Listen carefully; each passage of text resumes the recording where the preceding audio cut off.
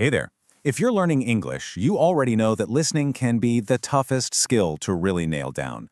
Well, today we're going to get into a very specific challenge, that feeling of being totally and completely stuck at the B2 or upper intermediate listening level. So does this sound like you? You've put in the hours, you can handle most conversations, you can definitely get by, but the second you try to listen to native speakers in a movie or a fast-paced debate, bam! It feels like you've just hit a solid brick wall, and you just can't seem to make any more progress. Okay, first things first. I really want to reassure you, this is not just you. You are not alone in this feeling. This B2 plateau, it isn't some kind of personal failure. It's a known, predictable stage in learning a language. And you know what the best part is? Once you get why it's happening, you can absolutely 100% conquer it. To really get our heads around this B2 barrier, we first need to take a look back at the journey you've already made. So let's map out the skills you've built climbing all the way from A1, the absolute beginner level, up to the functional independence you have at B1. Right. So at level A1, everything is kind of designed to help you succeed. The speech you hear is slow, it's super clearly pronounced, and it's highly predictable. All the topics are tied to your immediate survival needs. You know, your name, simple greetings, things in your physical surroundings. Just think about checking into a hotel, right? The receptionist asks, "Can I have your last name?" And then they pause. "Could you spell that?" Another helpful pause. See, each question is its own little piece of information. The cognitive load on your brain is extremely low. You only have to process one simple thing at a time. Now, at A2, the training wheels start to come off a little bit. The speech gets a little quicker, and you're no longer just answering these single, isolated questions. The big leap here is that you start to follow short stories and connect to multiple pieces of information together. A perfect example of this is making a restaurant reservation.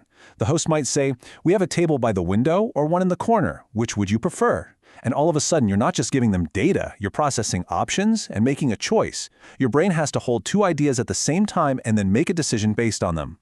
This is a huge milestone. This is where you really start to feel genuinely independent.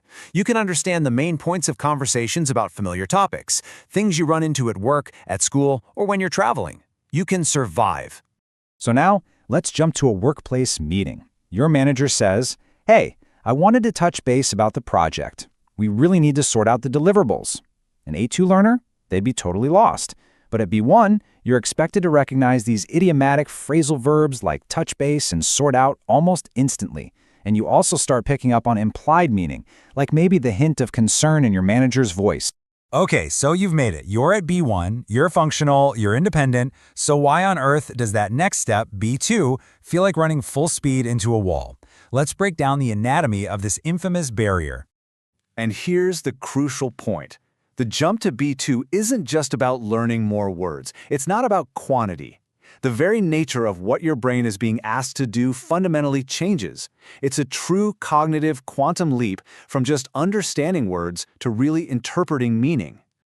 See, this B2 wall is built from 5 major challenges. You're suddenly dealing with the full, unfiltered speed of natural speech. You're tackling complex, abstract topics. You're hearing a huge variety of accents. You need to infer meaning that isn't even stated directly, and you need the mental stamina to listen for much, much longer periods of time. And this brings us to something called connected speech, which is often the biggest shock for learners. Your brain has spent all this time learning the correct, by-the-book pronunciation of words, but in reality, native speakers just blend sounds together. What do you want to do becomes what do you want to do. I am going to becomes I'm gonna. If you're listening for those textbook sounds, you're going to get lost fast. So, for a real-world B2 challenge, just imagine trying to listen to a debate on environmental policy. You've got specialized vocabulary, like carbon pricing. You have to track these complex arguments for and against a policy. And you need to understand the political nuance when a speaker calls an idea toxic in public discourse. All 5 of those challenges are hitting you at once at full speed. It's a lot. This difficulty, it also creates psychological traps.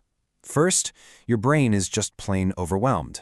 But at the same time, because you're already good enough to get by at B1, your motivation to do the really hard work can just plummet. You might study for hours and feel like you're making zero progress, which is incredibly demotivating. You're basically facing the full, messy reality of unpredictable, real-world English for the first time. But here's the good news. Now that we've really diagnosed the problem, we can create a clear action plan. So let's talk about the specific tools and strategies you can start using today to break right through that B2 wall. All right, tool number 1. You have to seek discomfort. I mean it. You have to stop listening only to content that was made for English learners. You must actively go out and find the very things that are difficult. Dense university lectures, messy, unscripted debates where people are talking over each other, documentaries with really heavy regional accents. This is where the real growth happens. Now, to train your ear for that fast, connected speech we were just talking about, you need to use targeted dictation. It's so powerful. Just take a 30-second clip of a really fast speaker and write down exactly what you hear, not what you think the words should be. Then, when you check the transcript, you force your brain to finally recognize the real sounds of natural speech. It's like a workout for your ears. You know, a huge part of B2 is understanding implicit meaning, all the things people don't say directly. A great way to practice this is with a muted scene technique. Watch a 2-minute scene from a movie with the sound completely off. Try to guess what the characters are feeling, what they want, just from their body language. Then watch it again with the sound on and see how you did. This trains your brain to pick up on all those crucial nonverbal cues.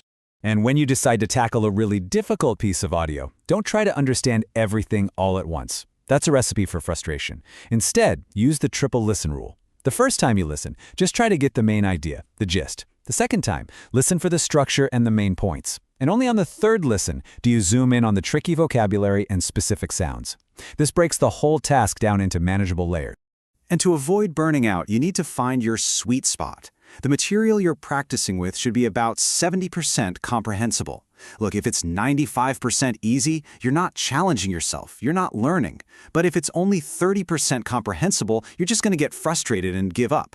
That feeling of struggling, but still getting the main idea, that is the perfect tension for learning. And always remember, the ultimate goal of all this hard, deliberate practice is to achieve something called automaticity.